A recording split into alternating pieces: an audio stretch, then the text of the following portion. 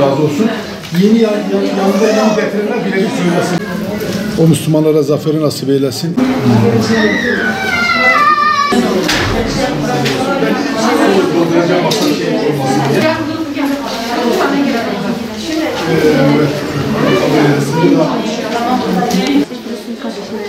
Allah maşallah. İsmi neymiş? Tamam, Allah razı olsun.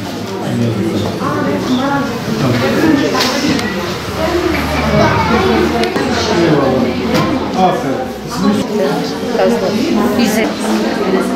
Tamam, yazdım. Yazdım, yanları yazdım.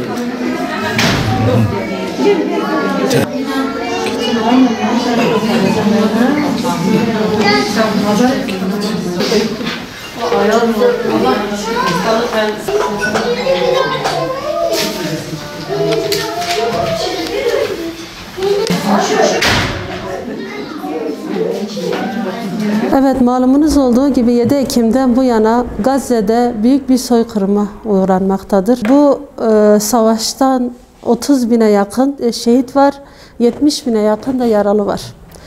Ve biz Hüdapar Kadın Kolları olarak bu duruma televizyonlar karşısında her gün gördüğümüz zaman büyük bir üzüntü duyuyoruz. Ve bu kahrolasıca İsrail arkasına Fransa'ya alarak İngiltere'ye bu soykırıma devam etmektedir. Hastaneler bombalanmakta, okullar bombalanmakta. Artık o Gazze'deki halkın gidebileceği hiçbir yer yok. Yani gerçekten orada büyük bir vahşet, büyük bir soykırım oluyor ve şu anda hem bombalar üzerine yağıyor hem de o küçücük masum çocuklar, yani daha anne karnındaki çocuklar dahi ölüyorlar, öldürülüyorlar o çocuklar. Yani biz anne olarak gerçekten de ben kendim çocuklarıma yemek pişirirken yani o Gazze'deki çocuklar aklıma geliyor. Acaba onlar yemek yiyebiliyorlar mı? Acaba onlar yemek bulabiliyorlar mı? Ki bulamıyorlar zaten. Çoğusu şu anda hem açlıkla mücadele ediyor ve soğukla mücadele ediyor. Ve biz gerçekten de evlerimizde rahat uyuyamıyoruz. Elimizden de hiçbir şey gelmiyor.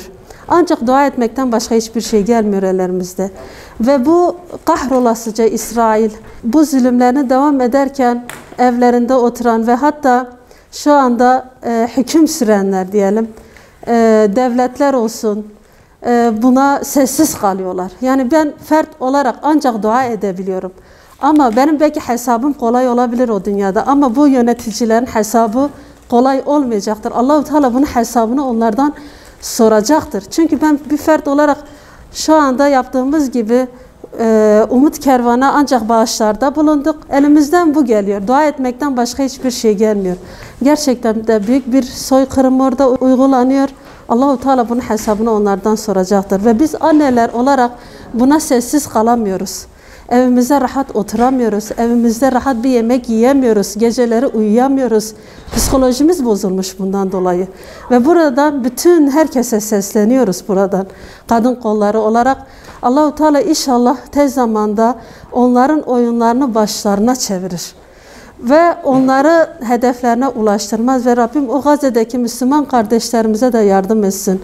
Ve bizler de bugün Hüdapar Kadın Kolları olarak Allah razı olsun üyelerimizden buraya gelip karınca misali takılarını bırakan, yüzüklerini bırakan, para olarak parasını getiren kişiler, yani benim de bu şeyde bir katkım olsun diyenler elinden geldiği kadar gelip buraya bir yardımda bulundular. Allah-u Teala hepsinden razı olsun ve bu çağrımız herkesedir.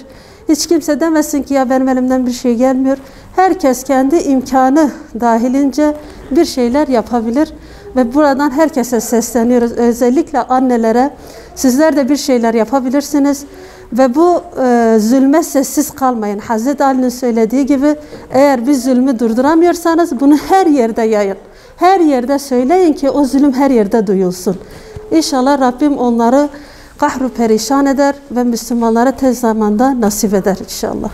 Hüdapar kadın kollarımıza teşekkür ediyoruz. Allah onlardan razı olsun. Allah hayırlarını kabul eylesin. Yaklaşık 5 aya yakın oldu. Biliyorsunuz Filistin, Gazze'de bir katliam yaşanıyor, bir soykırım yaşanıyor.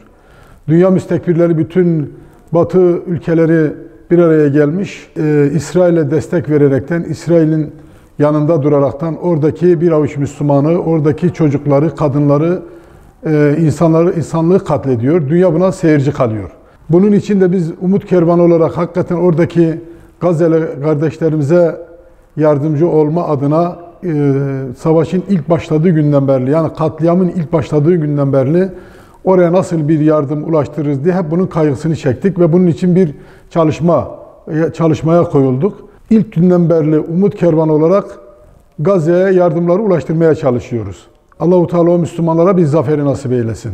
Hüdapar Kadın Kolları Vakfımıza, derneğimize gelerek biraz hem nakit hem ziynet eşyalarını Filistin, Gazze'ye gönderilmek üzere bize teslim ettiler. Biz de inşallahurrahman Allah nasip ederse bu almış olduğumuz emanetleri yerine teslim etme adına, Gazze'li kardeşlerimize ulaştırma adına çalışmamızı sürdüreceğiz. Onlara ulaştıracağız. Allah onların yardımcıları olsun inşallah. Hüdapar Kadın Kolları'na teşekkür ediyoruz. Allah onlardan razı olsun.